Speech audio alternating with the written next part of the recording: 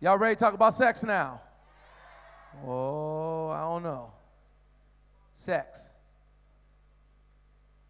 Sex. Let's talk about sex. Put your hands together one more time. You ready to talk about sex? Y'all still awake? Sex. All right. I'm going to talk to the men first. Ladies, you get to hear my conversation with the men. Gentlemen, you'll get to hear my conversation with the ladies. I'm going to talk to the men first. Children, babies, beware. About to get raw. Gentlemen,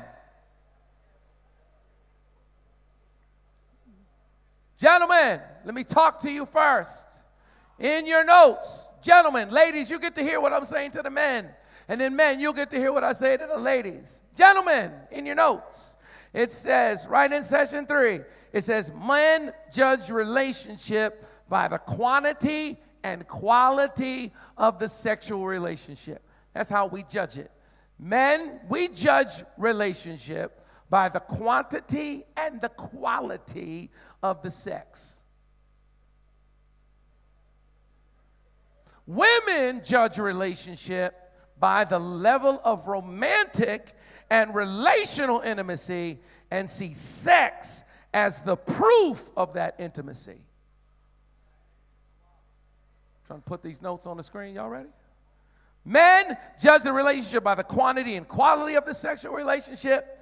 Women judge relationship by the level of romance, relational intimacy, and see sex as the ultimate proof of that intimacy. In other words, gentlemen, men are looking for sex, women are looking for romance. Men are looking for sex, women are looking for romance. We on board? Here we go. Men are looking for sex, women are looking for romance. Gentlemen, the reason why you will get a wife, find a wife, get a woman is because you want to have sex. You want to have sex. And married men have sex more than single men do. Hallelujah. And so, men want to have sex, and men are looking for sex, and it's why we do it. Men are looking for sex. It's why we get married. If you're in here, and you're a woman, and you're not ready to have sex and lots of it, stop praying for a man. Don't even pray for one. If you're like, I hope. No. Because understand, if you're with a man and he don't ever try to touch nothing,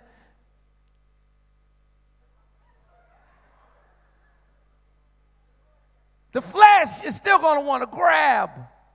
Men judge a relationship by sex. And gentlemen, I want you to have as much sex as you can take.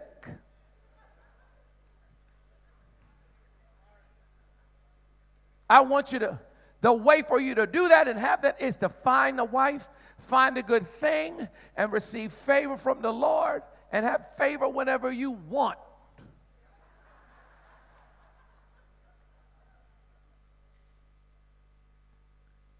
It's a resource. So I ask a question, how do I manage this resource? I see my wife with all the other stuff she brings to me. One of the things that she brings to me is we have a really great sex as a part of it. Hallelujah. How do I manage that resource? Number one, I've said it already, but I'll say it again, and that's communication. Write it down next to number one. Gentlemen, how do I manage this resource? Communication. You want to share your life.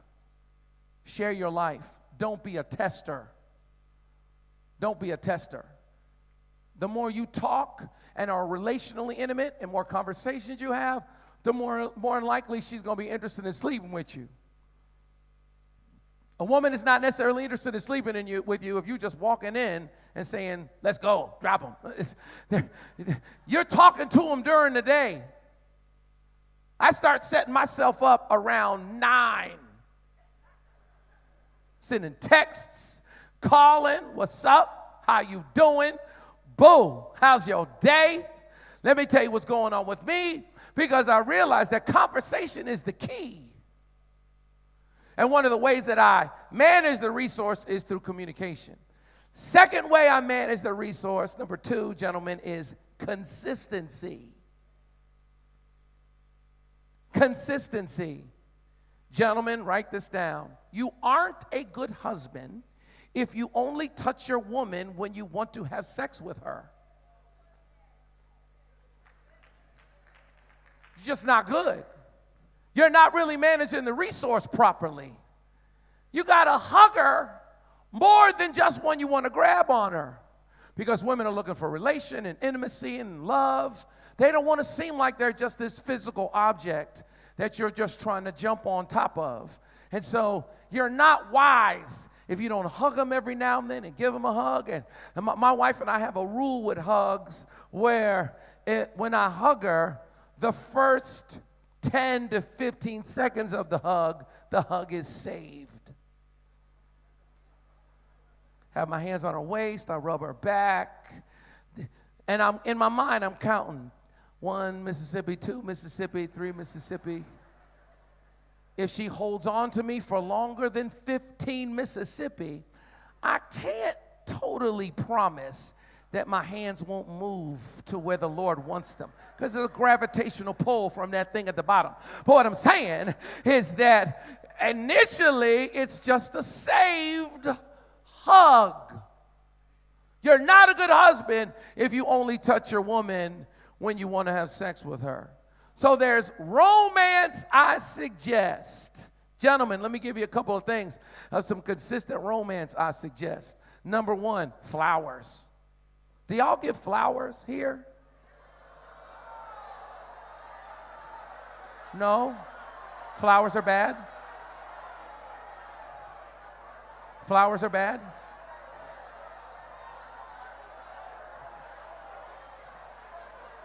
Flowers are bad? They're good. Dudes just don't give them. Dudes don't give flowers.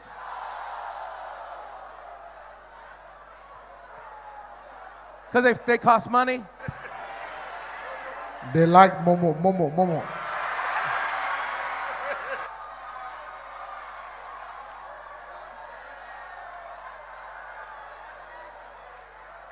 Okay, well, I hear you.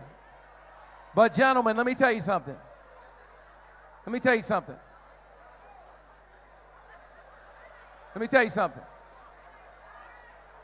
Flowers.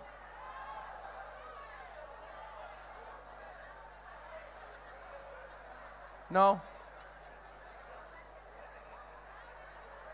They'd rather have cash. All right.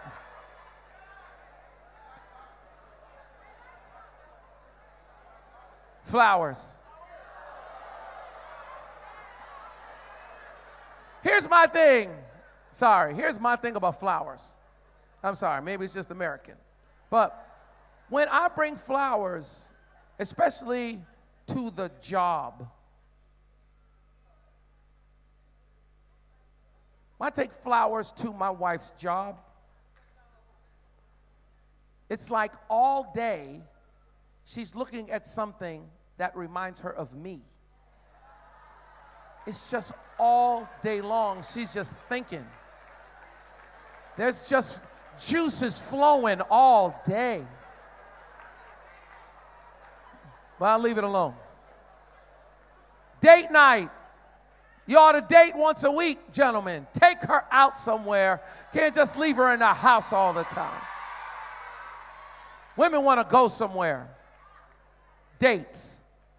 Number 3, vacations. Save up to take them somewhere. Number 4, hugs. I already told you, hugs are great. Number 5, compliments. Saying thoughtful things, saying nice things, saying appreciative things. Those are romantic things that I suggest. Number 3, the third thing that a third way, gentlemen, to manage the resource is consideration. You ought to think about her. Think about her. Figure her out. Investigate. Ask her. The thing that's great about women is women will tell you exactly what they like. You ask them, what's your love language? They will be like, I like gifts, I like touch. They will tell you. Men are different. Men want you to figure them out. But women will tell you exactly what they like. Gentlemen, ask and listen. I asked my wife. I pulled my phone out. I took notes of stuff she likes. What. I don't go anywhere without thinking about her. Just the thought. I'm here in Ghana. I can't walk through a store if I see a dress. I'm thinking about the dress. I'm thinking about her because that thoughtfulness and that consideration is romantic, and it helps the sex be better and easier. If I come home with a dress, it's on. I don't just expect sex because she missed me. I want it to be good, so I give her something. I give her something that I brought. I never go anywhere without bringing her something back because I'm thinking about her even when I'm not with her. Number 4, the fourth way to manage the resource is commitment. Women want fidelity. Women want fidelity. Women are more apt to be open sexually if you're the only one, if she's the only one you're with. She's not trying to share that thing with everybody. No shady dealings. No shady female friends.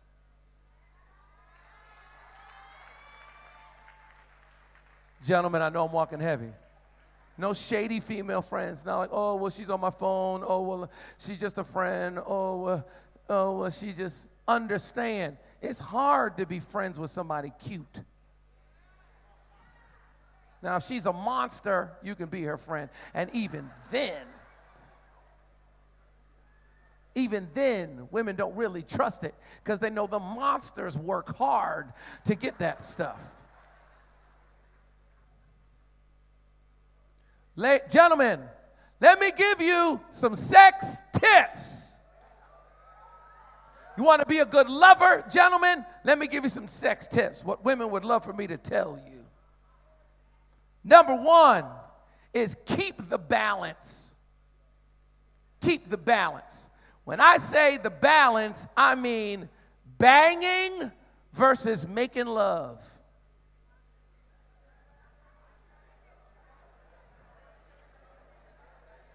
Banging versus making love. Banging is bang, bang, banging is banging. Banging is face the wall. Banging is banging. Guys, we love to bang. We love the heels, we love the shoes, we love the knee, we love the bang. Understand, making love is different than banging. Making love is eye contact. Making love is face to face. Making love is sweet. Making love is nice. Making love is looking at one another.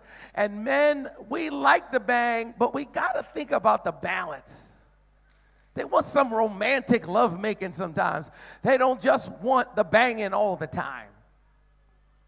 Number 2, be clean.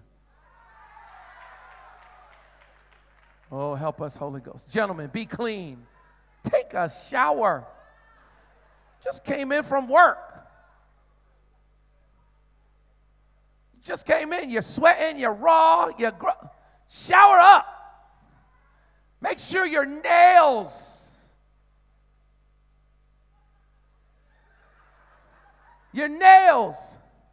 for women to really have this experience, especially for a woman to really have an orgasm, it's not always about coitus. It's not always about intercourse. It's things that you do with your hands. And it's hard to do stuff with your hands if you got these long, jagged Wolverine nails. Whenever I see a dude like that, I'm always thinking he ain't got no woman. And if he do, she ain't happy. Jagged black nails. Nails clean, teeth clean, breath fresh.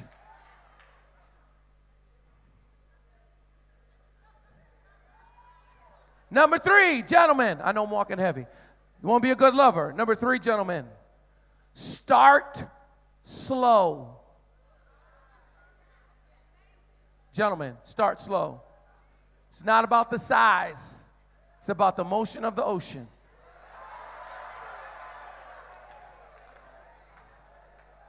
Now, I know we in Ghana, I know we in Africa, and everybody's thinking, what I'm saying is it's not about the size. As a matter of fact, you'll hurt a woman if you go too fast.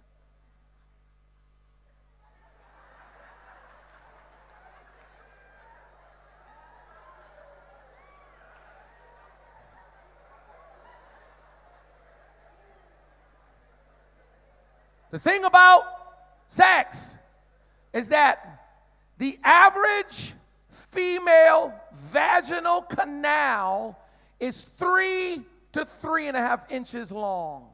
That's the average. The average male fully erect organ is 6.5 to 7 inches. Now, I know this is Africa, so y'all are, I know y'all dudes are like, I don't know what.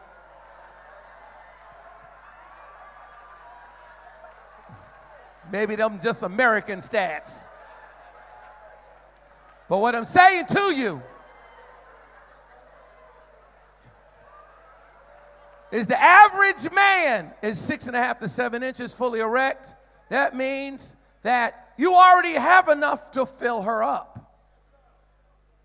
The thing that's amazing about the vaginal canal is the vaginal canal has the ability to expand to 2 to 3 times its size if something is entered into it slowly enough.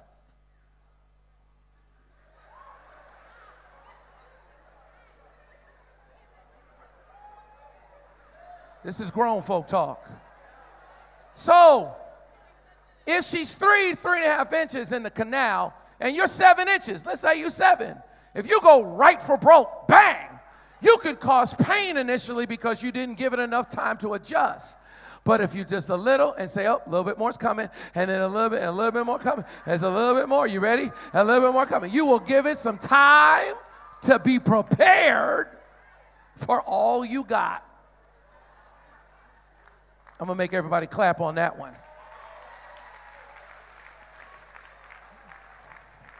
Number 4, here's my 4th thing. Get her there first. Sit down with her and say, listen, sweetheart, you going to have an orgasm tonight? You going to have an orgasm tonight? Talk to her. Talk to your wife. Baby, you have an orgasm tonight? Because she may be too tired. She may be like, I'm just so tired. She may be like, listen, babe, this is just for you. In marriage, that happens a lot. This is just for you. My wife says, this is just for you. I'm like, oh, well, then this is going to be quick. This is going to be 20 minutes. I mean 15. I mean 10. 5. If it's just for me. But if she says, no, I'm feeling good. I'm awake. I can have one. Then I'm like, okay, let's get you there first. Let's take the pressure off. Let's focus on you. Get you to have one. Then once you have one, we free. Gentlemen, you're not a good lover if you're only looking to have an orgasm and not looking to give one.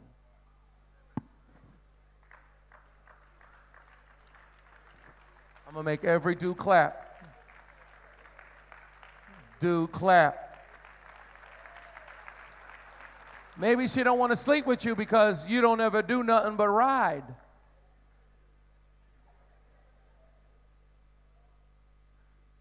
Simultaneous orgasm is overrated.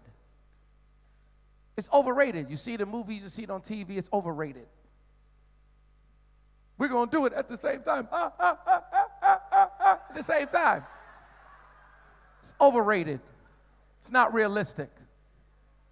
In a good marital relationship, a good marriage, a godly marriage, good marriage, let's get you there first. I'm like, girl, let's go. What do we need to do? Tell me, talk to me. Because good communication is a key to good sex with a woman. Every woman is like a combination lock. You got to figure out how to open that lock. If you have an idea in your mind already, dude, I'm going to put a leg up here and put a leg down there, and I'm going to, if that's what you're thinking, you are never going to you're never going to move a woman. You have to ask the woman, okay, what do you like? Let me try to serve and get you there so that you can have this experience, because a woman who's enjoying pleasure in sex will have sex with you more. We done got quiet, prophet.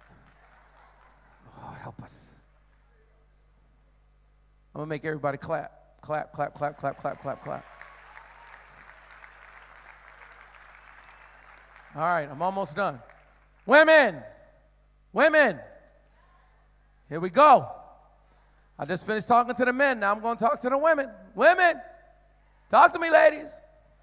Women, understand. I already said it. I'll say it again. Men judge relationship by the quantity and quality of the sexual relationship. Women judge relationship by the level of romantic and relational intimacy and see sex as the ultimate proof of that intimacy. I said it once. I'll say it again. You understand that men are looking for sex. You're looking for romance. Men are looking for sex.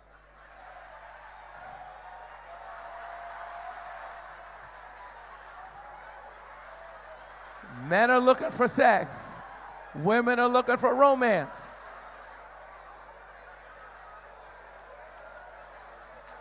You'll understand. Men are looking for sex. Women are looking for romance. Ladies, understand, we are looking for sex. We're being romantic with sex in mind.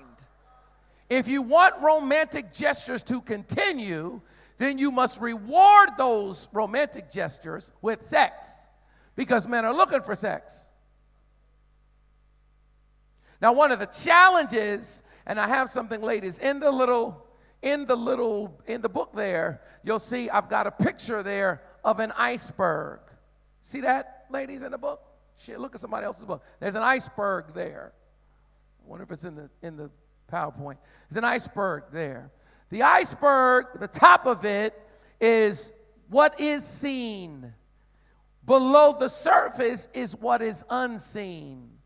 The thing about a quality woman is that a quality woman is like an iceberg. An iceberg is a mountain of ice in the ocean. It wrecks a ship because there is so much below the surface, more than just what you see at the top. The top is what is seen. The rest of it is what's below the surface. And a quality woman knows that she has more below the surface than she does at the top. Whereas the hoe is just the piece floating around on the top. The woman who has no depth, she has a tendency to dress the top up because she knows she doesn't have any depth. She has to dress the top up because she has nothing below the surface. She has to be easy. She has to be quick. She has to be fast because she doesn't have anything below the surface. Whereas a quality woman knows, I got stuff below the surface. I've got stuff that's deep. But what you need to understand is that what men want is men want you to be both. We want you to be deep and fly. Yeah, we want you to have depth. We want you to be smart. We want you to be communicative. We want you to be intelligent. We want you to be skilled. But we also want the stuff that the chick that has no depth, we want that too. We want it all. We want you to be both. We want you to be complete. We don't want you to be so deep below the surface that everything that we see at the top is scary. We want you to shine up the top. So let me give you some practical ways to be complete. Oh my God. It's like it's not in the book. This is what makes you appealing behind looks. Y'all gonna have to turn to the last page. You're gonna just write it down on the back of the book because in mine it's missing. What do y'all have on the last page? This is missing, right? So ladies, this last part just got left out of the booklet. That's too bad, but it's okay. Just write it down. Talking to women, write it on the back. Practical ways to be complete. It's not even in here. Just write it on the back. Write it on your last little thing. Some people have it. Yeah, see, it's missing. Missing. Right, ladies? Here we go. Practical ways to be complete. I'm just going to give you several things. The first thing I'm going to say, number one, write it down, is shine it up. Shine up the top. We already said it. Men are moved by sight. If you want to be the only women we look at, if you want to be the only woman I look at, then I need to like what I see. I'm moved by sight. You're going to be mad about me looking at another woman? Fine. I won't. I'll look at you if I like what I see when I look. Sure, you got depth. Sure, you're a great mom. Sure, you're smart. You're educated. You make good money. But I want to like what I see at the top. There are 5 levels of looks. Ladies, 5 levels of looks. Write these down. 5 levels of looks. The first level of look is fine. F-I-N-E, fine. It's on the screens. Fine. Fine is your best. Fine is you about to meet the president. Fine is I could take you anywhere because you look your finest. Next below that is pretty. Pretty is you look good. You not meet the president dolled up, but you look really good. Third level down from that is cute. Cute is a step below pretty. Maybe you have on a ponytail, maybe you have a jogging suit on, but you got a little earrings. You try to clean it up a little bit. Next below that is all right. You look all right. You don't look fine. You don't look pretty. You don't look cute. You look all right. You look okay. You around the house. I mean, I'm not going to take you nowhere, but you look okay. And then the last one is busted. Stay inside. Save busted for when your mom dies or there's a tornado or some tragedy. That's when you save busted for that. And you need to ask your man, what do you look like to him most of the time?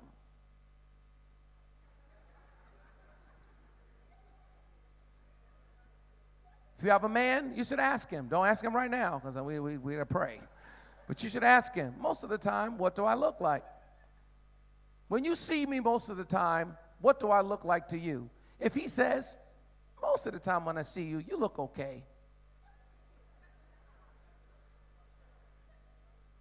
You look all right. That may be why he don't hold your hand. That may be why you don't go out. If he says, most of the time when I see you, you look really pretty. You look really pretty. You look really cute most of the time when I see you. Understand that sight is a factor in it. When it comes to men and sex, we're moved by sight, and sight's a factor. You want to understand what your man likes and your looks. The second thing that I have is keep cookies in the cookie jar. This is a cookie jar.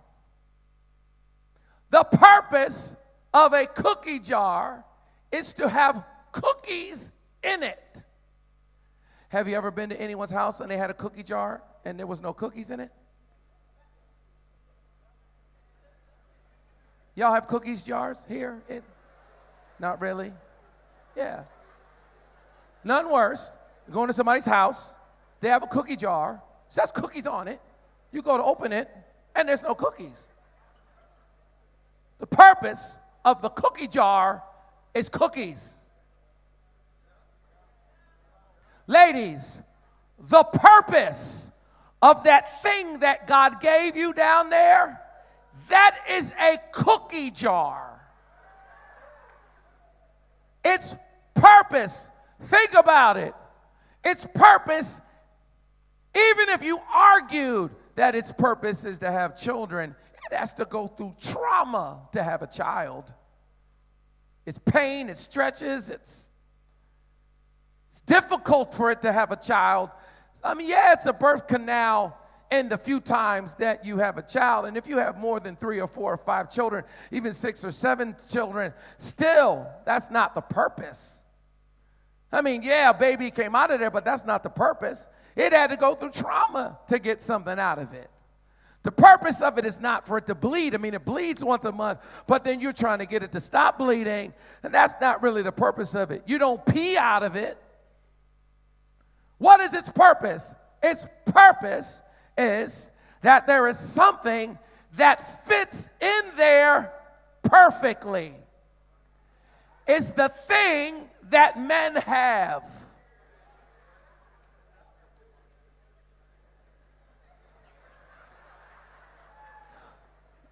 What is the point of you having a cookie jar and it never is used for cookies?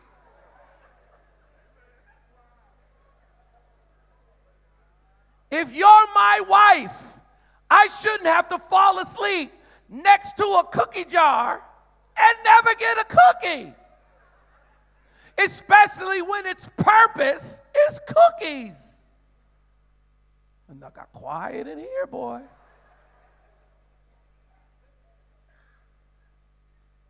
And so, my question is, your cookies, are your cookies good?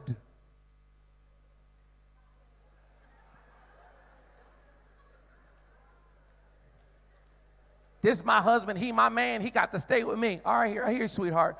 But first of all, are your cookies good?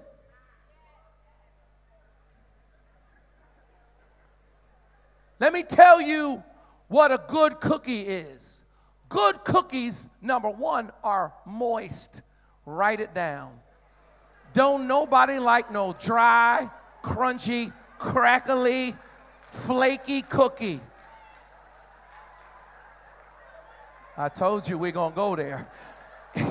I want a cookie that bends. I want a cookie that breaks and it's crumbs all on the ground. A good cookie is moist.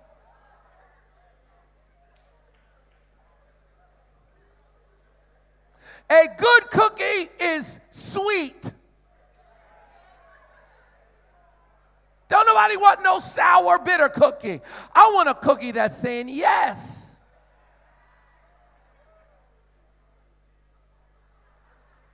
There's 3 kinds of women. Women who are like, no. No. What's up? No. Can I get a cookie? No. Why are you asking for a husband if you're never going to have any cookies in your cookie jar? There's no women. There's yes women. Women who are like, sure. I mean, I wasn't thinking about giving out no cookie, but sure. And then there are women who love to give a cookie.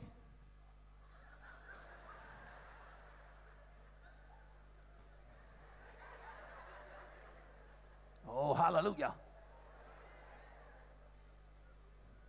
Number 3, are your cookies plentiful? Nobody eats one cookie. If I have a cookie and it's good, I want another one tomorrow. How was this cookie? It was good. Can I have another one tomorrow? No, that was your one cookie for the summer. Wait a minute. If the cookies are good, then I'm going to want another one.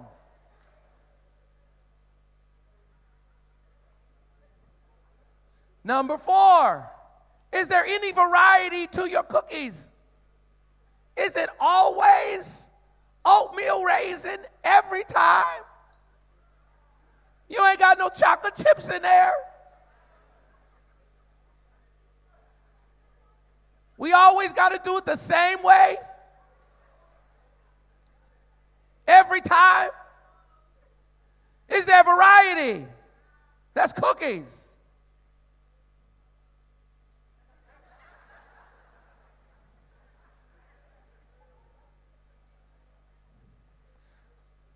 Number 3, sex appeal. What makes you attractive beyond just your looks? Ladies, several things that make you attractive. I'll lay them out for you. I'm done. First thing, worship. Worship's attractive. And when I say worship, I don't mean just worshiping God. I mean worshiping me. I don't mean praise me like God, but men like it when you believe their hype. Men like it when you're a little sweaty. Men like it when a woman's like, oh my God, you're so great. Who had done got quiet, prophet? Number two, I've said it already, but it bears repeating, obedience. Can you just do what he asks without rethinking it? There's something sexy about somebody that just does what I ask. That's why in America, anyway, men leave their wives for their secretaries. Because secretaries just do what they're asked to do. And there's something about just doing something that you're asked that just becomes sexually appealing to a man. C, honesty. Can he tell you the truth? What is he really thinking? If I can tell you what I really think, that makes me like you.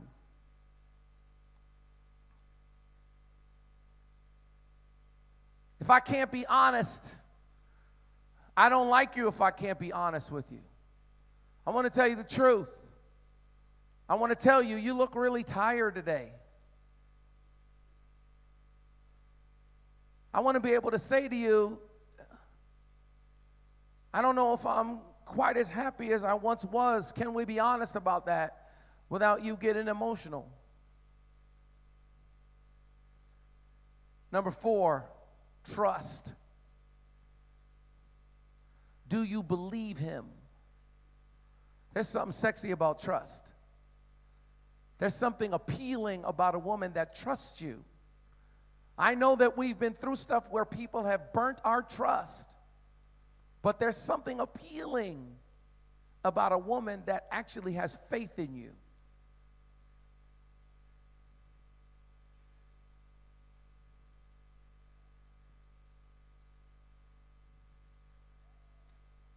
On your last page in your book, I've got section 4, cured. Let me give you cured real quick. Cured, the C is communication. The U is understanding. The R is respect. The E is execution. The D is desire. C-U-R-E-D. Communication, understanding, respect, execution, and desire. I talked about that the last time I was here. The key to a powerful marital relationship is, can you communicate? Can the person understand what you communicated? Can they respect you to even communicate it so that they understand it? Can they execute? And the challenge of execution is that very often execution is a test to us of desire. We feel like you're not doing it because you don't want to do it. But sometimes someone's not doing it because you haven't really communicated it, or they didn't really understand, or maybe they don't respect you well enough, or they're working on it, but they're still working on the execution of it. And you have to be careful that you don't judge their desire based on execution. And some final practical practices. Number 1, dates and vacations. I said that. That's huge.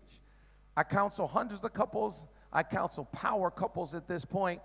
I counsel pastoral couples from around the country. Ministry couples come to me now.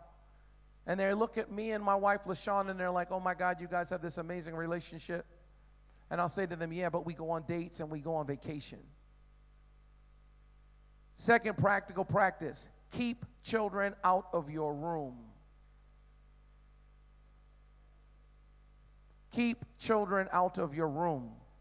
Children are great, but they'll ruin your marriage. Children are amazing, but they will ruin your marriage. Children are a glue that will hold you together, but they're also a destructive force that will block your romance if you let them. Keep them out your bed.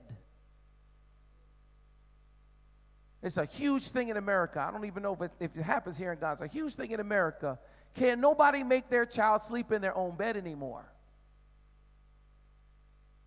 But understand, by the month 5, that child ought to be in his own bed, in his own room, because in your bed, he will mess up your marriage. Number 3, I've got this thing called this job description exercise. In the job description exercise, I suggest that married couples sit down. The husband writes out a job description for the wife. The wife writes out a job description for the husband and says, this is a husband to me. This is a wife to me. Once you say this is a husband, this is a wife, and you explain to each other what a husband is and what a wife is, then number 4, you have an annual State of the Union address.